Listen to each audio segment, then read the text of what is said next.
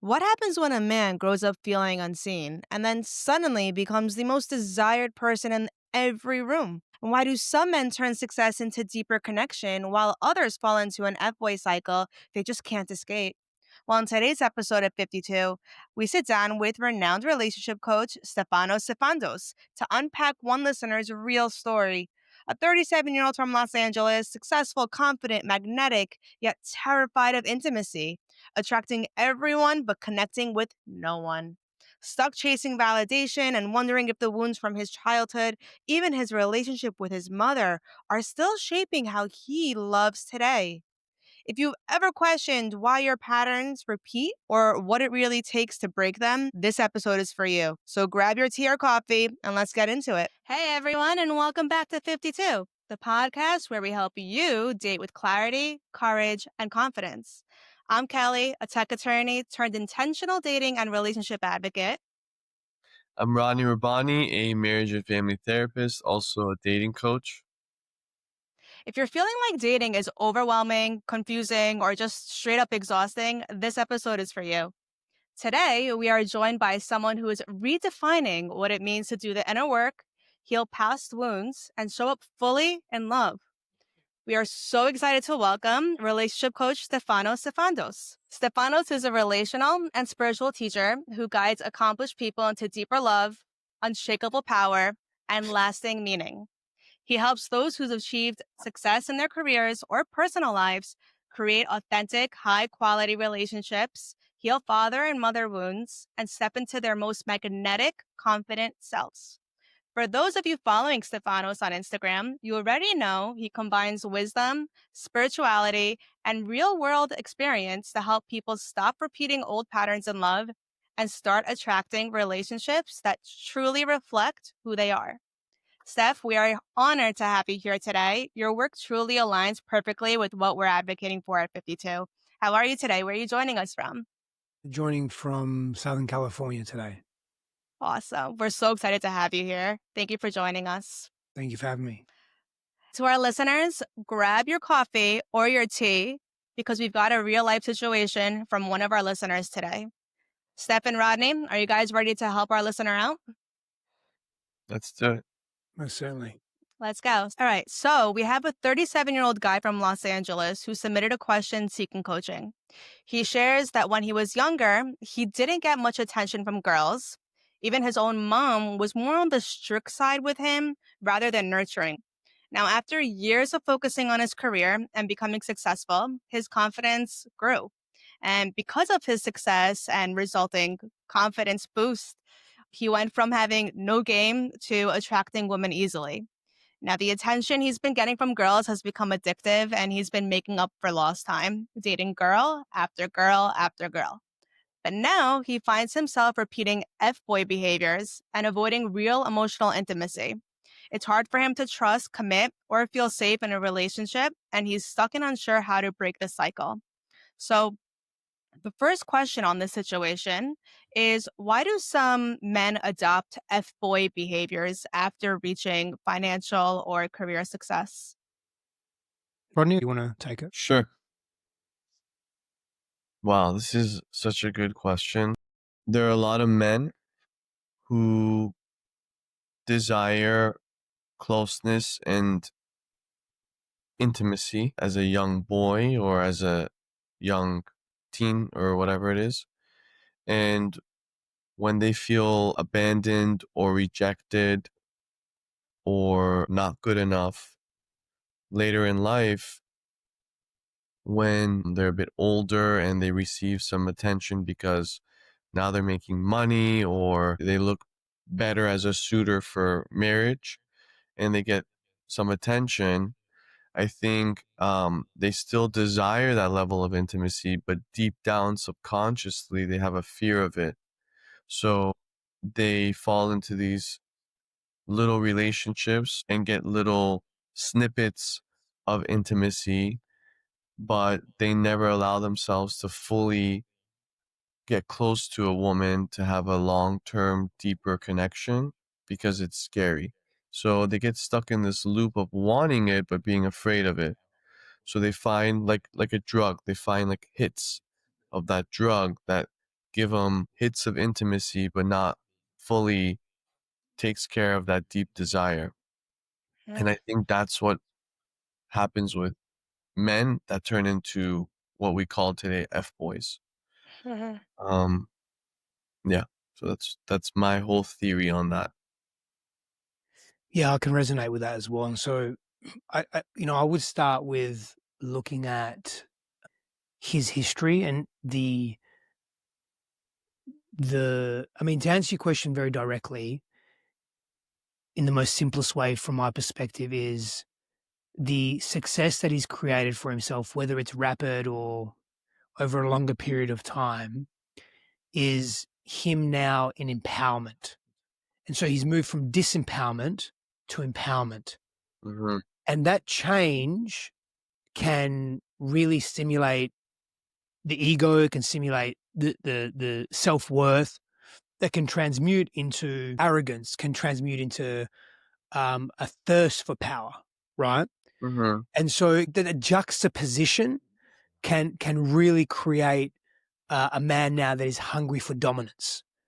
And now if you sort of go a little deeper and start looking at the layers underneath that, you'll probably see that his core perception and mhm, interpretation of the feminine was unsafe, mhm, right? Yeah. If his mother, like you mentioned at the beginning, she was strict and rigid and very structured, that maybe could have come with him not really being seen and appreciated for who he was as he was, him not having freedom in movement. So from an earlier age, he experienced constriction in his expression in the world. Now, when you get access to money, which is a power center and success, and you're seen in a particular way, it can go to your head, right? But it also gives you power. Now, if he's got this thing where the feminine is untrustworthy, being an F boy becomes an easy way to control women without actually Oh, addressing his pain of never really being nurtured and seen and loved in the way that he really needed to. mm. That's problematic. And that behavior will continue until he makes that unconscious wound conscious. wow. And then, of course, he has to actually take steps to deal with that. And that's a whole other conversation, of course. That was so good. It's phenomenal. So on point. So then, what are some first steps that someone can take to shift, to move out of the F boy phase, out of that behavior or patterns and start building genuine intimacy? Yeah, you got to stop fucking. I mean, you literally just stop doing the thing that is perpetuating the pattern that's rooted in the wound. Because part of his issue is he's afraid to be with himself because he's Mm, never been reflected back. I shouldn't say never been reflected back. I'm making some assumptions here. Chances are by the people in his life that he really needed it from, mum and or dad. It sounds like dad wasn't really in the picture. So his sense of, healthy masculinity probably isn't there unless he had a grandfather, uncles, other men in his life that were really yeah. healthy. But he hasn't been reflected back to himself, his self-worth. And so he's scared to be with himself. He's afraid to be with himself. He probably is always busying himself, scrolling on Instagram, watching TV, going on holidays, adrenaline, dopamine, just fuel. Life is just fueled by that. So just stop doing the thing that's building so much dopamine, right? And he probably has a challenge with that. Those dopaminergic pathways are probably fried. And so he's got to start pulling back from all the excitement that he's trying to cultivate in his life because he's running away from that pain. That's the first step. But there's a caveat to that. Doing that on your own, it would be very rare that he would be able to do that on his own. So my guidance there would be, join um Sexaholics Anonymous, so to speak, right? Join a focus group, join a men's group, be surrounded by people that can support you, but challenge you, but be truth tellers, mirrors for you. Like, don't do it alone. Like work with a coach, work with someone that can really guide you. You've got enough money, put the value. Like you're making money, you're successful. So many people don't understand the value of bringing on an executive coach, but one that's emotionally intelligent and trauma and focused and somatically focused and emotionally and spiritually oriented. There's so much value in working with someone. I work with someone. I work with someone often. Like, I want that mirror back. I don't want to be stuck in my own echo chamber. Mhm. Because Absolutely. I'm just going to convince myself of the thing I'm trying to avoid anyway. So I think I would say that, like, stop the thing that's perpetuating the pain, actually, and you need more of it. Sexual intimacy is also addictive, right? Just like cocaine or heroin or whatever it may be. And then surround yourself with people that can support you. Points. Spot on. And, he shares that his mom wasn't nurturing with him when he was growing up.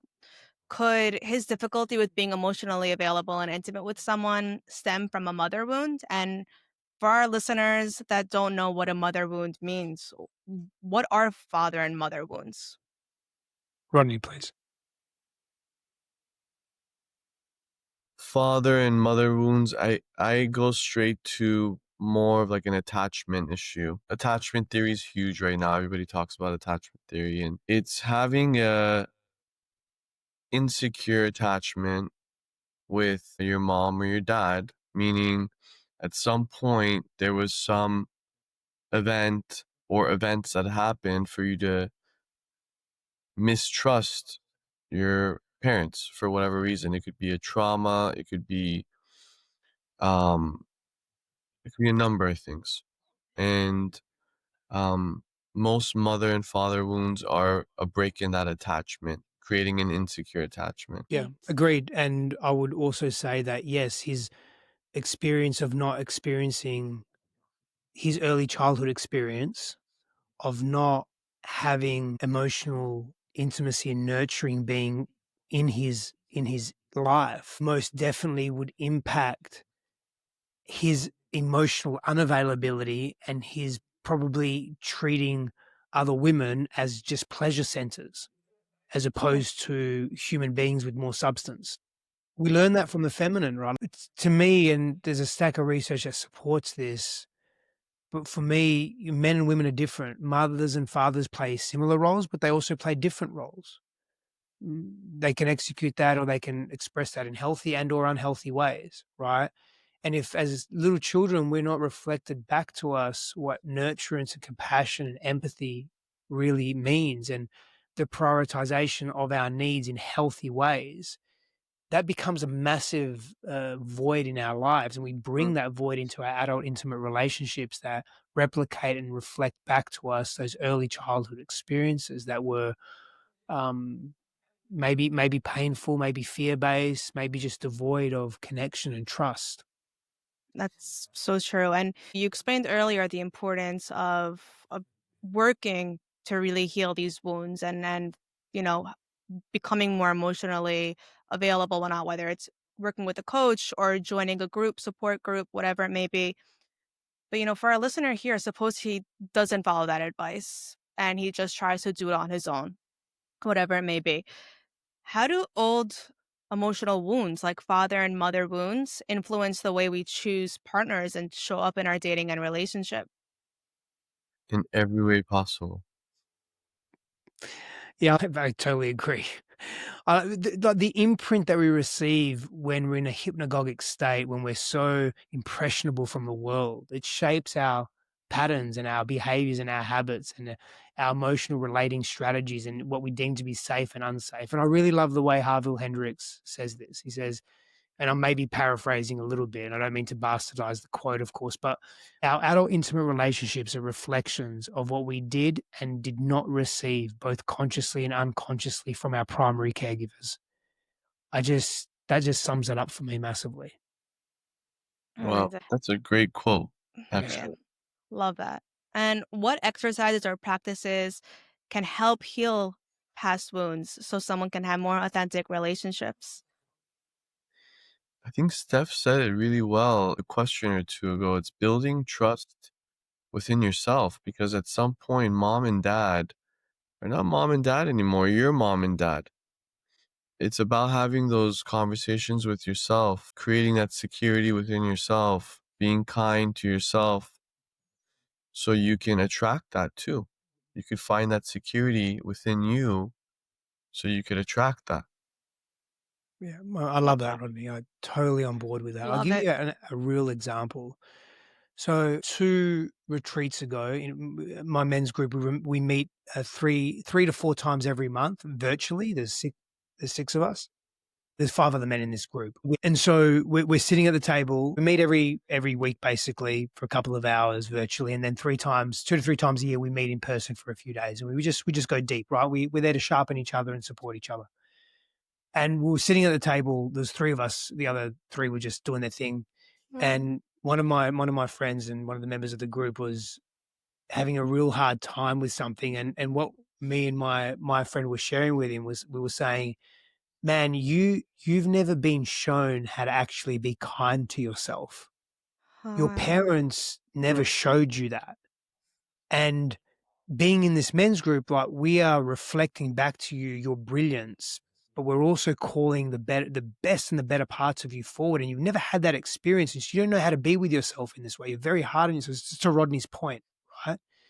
And so you need people, and you need to want to seek it.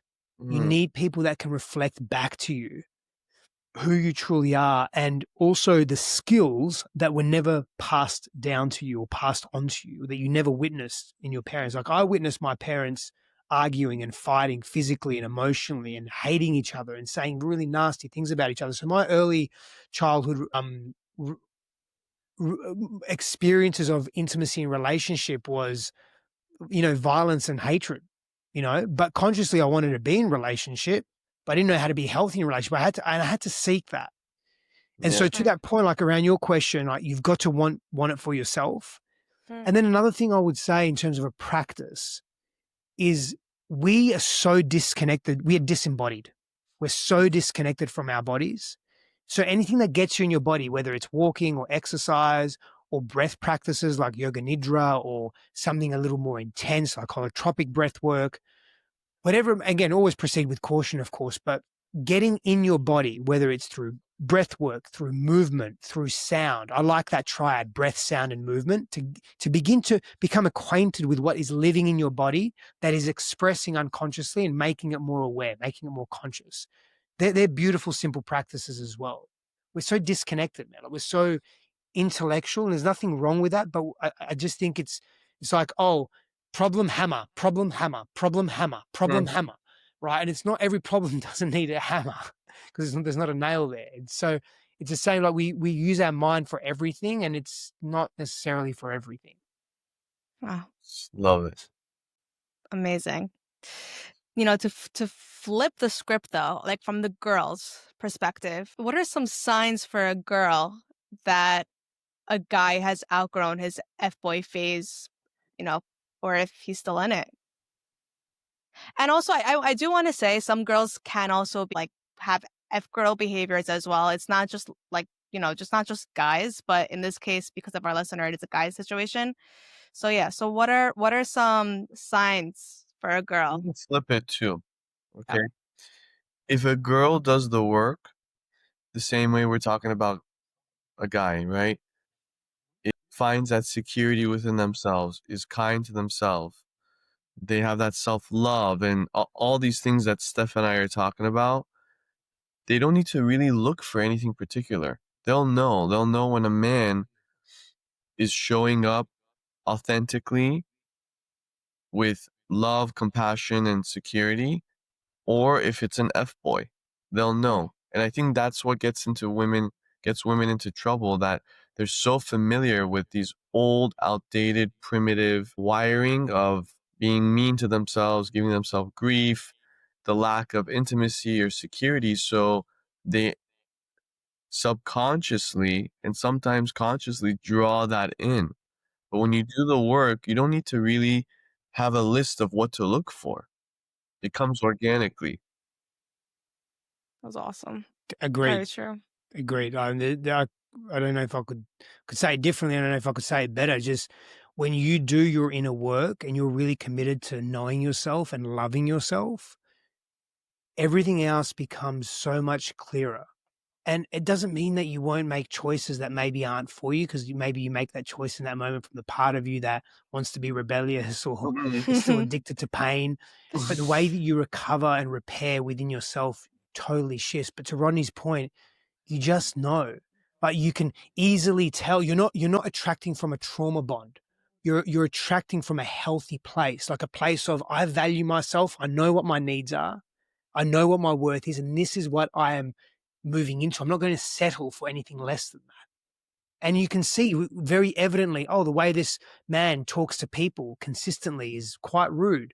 The way he objectifies the world around him, his nonchalant attitude with money, for an example, right? Like his gregarious attitude that's a little too excessive. Like it's not, is it, isn't it? It's like, yeah, it is.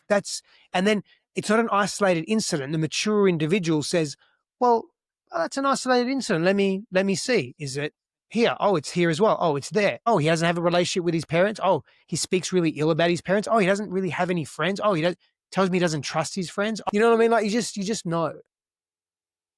Absolutely. Guys, that was amazing. Really, thank you both so much. And that's a wrap on today's conversation on 52. Steph, thank you so much for sharing your wisdom, authenticity, and actionable strategies for showing up fully in love, healing old wounds, and dating with intention. Steph, before we go, where can our listeners learn more about you, your coaching, and connect with you? Yeah, thank you so much. StefanosSifandos.com, at Stefanos Sifandos on Instagram, Facebook, YouTube, TikTok, etc. Currently have an awesome program, if I can share it with you, with Joshua. Yeah, all you need to do is just go to my Instagram and just DM me decode. This is for women, and put you on the wait list. And there's all the information there in terms of what this program is about. We cover so much of what we've just spoken to now and really support human beings in moving through their stuckness and their patterns in life as well. There's only one open enrollment, and then we don't open it again for another few months. But comment decode, or you can go to decodethemasculine.com/waitlist. Amazing. Thanks for sharing that. Decode, yeah, DECODE. Love it. Okay. Awesome. Great. Amazing. And a huge thanks to Rodney. As always, your perspective, expertise, and warmth always bring these conversations home. Rodney, where's the best place for our listeners to find you and contact you? Best place is on Instagram or Facebook. My Instagram is at Rodney Rabbani. And on Facebook, I have a group called Question of the Day where we answer questions like this all the time. Amazing. And here's the last word for today, inspired by Steph's work. Love starts when you show up fully for yourself.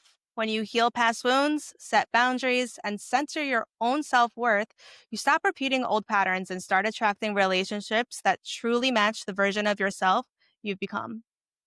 If this episode resonated, subscribe, leave a review, and share it with someone ready to date with intention. And as always, date with clarity, courage, and confidence. Until next time, happy dating. The content in this podcast is for entertainment and is not mental health, medical, or personal relationship counseling. It is not a substitute for professional expertise and judgment from a licensed healthcare or mental health professional. You should seek the advice of a qualified professional when seeking mental health or medical advice to obtain a diagnosis or any treatment regarding your mental health or well-being. The content in this podcast may not be applicable to you and your specific situation. Topics discussed in this podcast may include information that may be considered sensitive or emotionally charged to some people, and therefore listener discretion is advised. References to third-party resources are for informational purposes only, and 52 Inc. takes no responsibility for the content of those resources. This podcast is copyrighted 2025 by 52 Inc., all rights reserved.